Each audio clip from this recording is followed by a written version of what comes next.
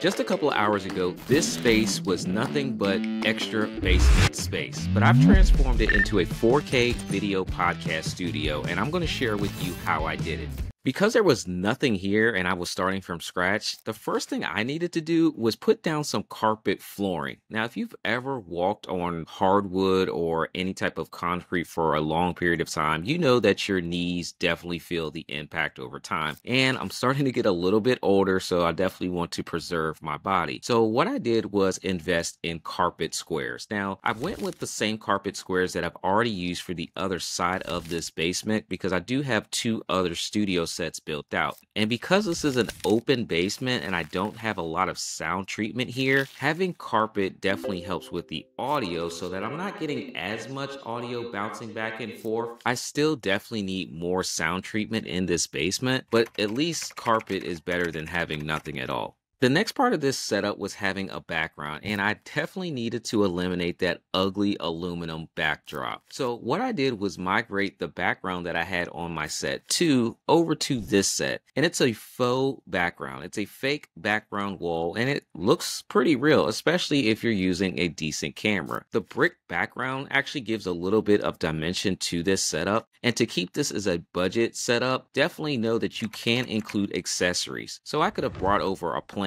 or maybe even had a shelf behind me. And if you're actually setting up your podcast studio in a room that has real walls, you wouldn't necessarily need this faux wall. But if you want to create more scenes, having this type of wall that you can easily put in your scene and take out of your scene makes it look as though you have more setups than you actually do. Just note, if you decide to go with this one, there are additional options to choose from for design, but it did take quite a while. I think about 6 weeks just for this one to arrive.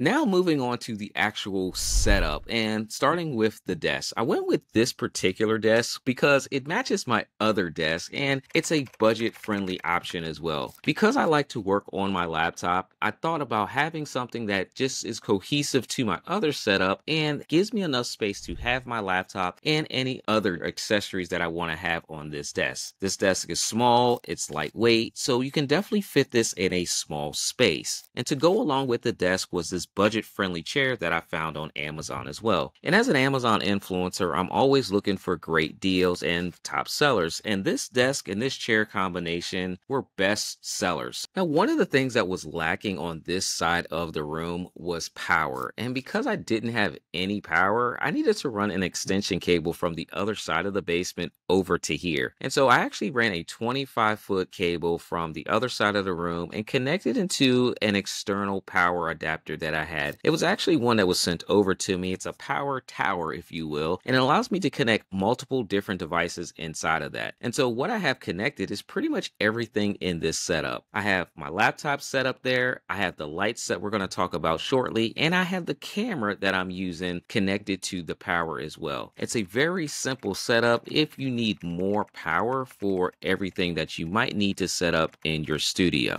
Now we're going to talk about this microphone. I love USB powered microphones because they're very easy to set up. This is a Fifine microphone and I've had this one for quite some time. Now this microphone gives you a lot of range and a lot of flexibility on the different audio pickup patterns. Now because it's just me, I just have the directional pickup pattern selected right now, but I like this microphone because it has a little button here that allows me to mute and unmute really quickly, and it also has a headphone jack that allows me to connect my headphones directly to the microphone. So if I'm in a Zoom call or any other virtual conferencing call where I need a microphone and headphones, I can just connect my headphones into my microphone and then connect my microphone with one cable USB directly into my laptop. This just makes setup a lot easier, and it makes breakdown a lot easier too, because once I leave here, I need to take my laptop with me, and when I come back, I want to make it really easy for me to just set it up and get right to recording.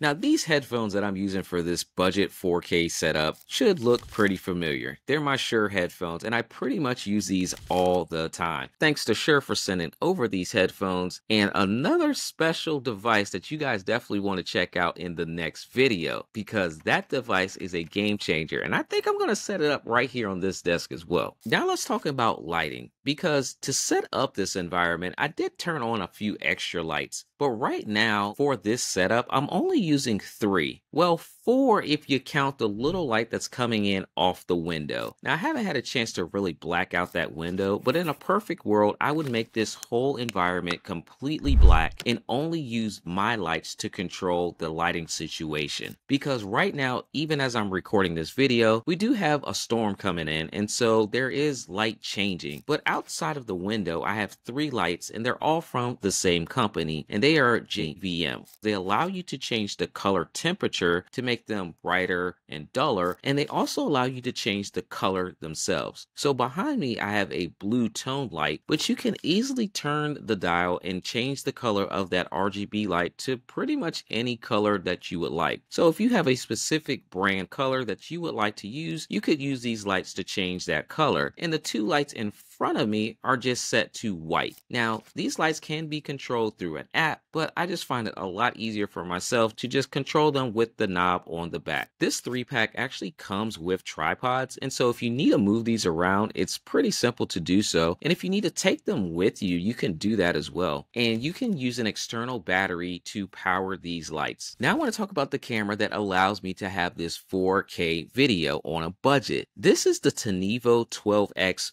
web conference camera. Now, it is 4K, and compared to mirrorless cameras, way cheaper than a mirrorless camera. It also comes with the remote. I love cameras with remotes, otherwise known as PTZ cameras. Cameras that can pan, tilt, and zoom. So if I wanted to move around this room and maybe show you other spaces in this room, I could easily take the remote and pan this camera left, right, and up and down. PTZ cameras are so flexible and dynamic these days, you should definitely consider using them in your setup if you're looking to do a budget-friendly option. Now, if you're not subscribed here to the channel and you want to learn more about PTZ cameras, make sure you go ahead and hit that subscribe button right now. This setup can be done really quickly. It only took me a couple hours to literally connect everything, assemble the desks, assemble the chairs, even while watching some of the Apple keynote event that was happening today while I was doing all the setup and recording for this video. You don't need a lot of space for setting up your podcast video studio. This space only is about 7 feet wide by 9 feet deep. So if you're able to carve out that amount of space and even a little less, you can definitely have a nice setup, and it looks great for everyone that's watching and consuming your videos. Make sure you check out the next video on this channel.